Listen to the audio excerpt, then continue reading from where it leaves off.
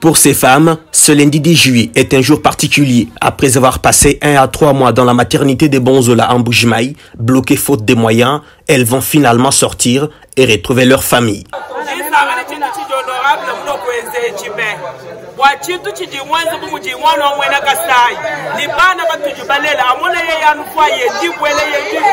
Ce jour, le directeur de cabinet adjoint du ministre d'État en charge des infrastructures est venu payer tous leurs frais de maternité et d'hospitalisation.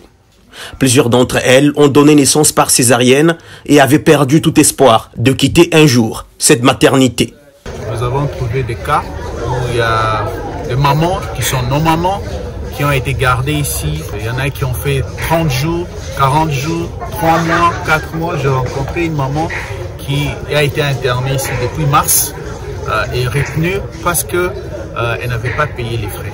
Moi je me dis, Dieu qui connaît les destins, Dieu qui connaît toutes choses, aujourd'hui a voulu que nous puissions passer par ici afin que nous soyons une réponse pour ces différentes mamans qui n'avaient pas de solution. Aujourd'hui, nous avions été en mesure, par la volonté de Dieu, de mettre un sourire sur leur visage.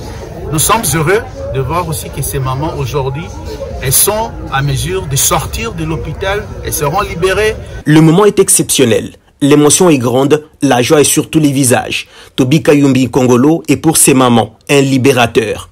Pour marquer sa reconnaissance, cette femme qui a passé 30 jours d'internement vient de décider de donner à son bébé le nom de Toby Kayumbi.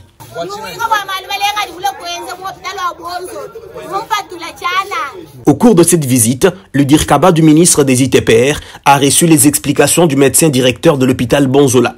Dr Félix Kabongo a décrit la situation d'une structure regorgeant des compétences, mais en manque de matériel, d'infrastructures et d'intrants médicaux. Toby Kayumbi n'est pas resté insensible à ces difficultés.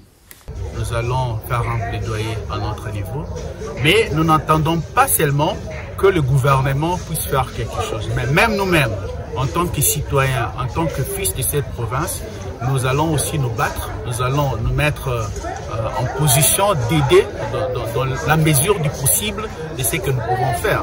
Ce geste de bienfaisance est pour Toby Kayumbi une façon de toujours rester proche de ses frères et sœurs du Kasaï oriental, son fief naturel.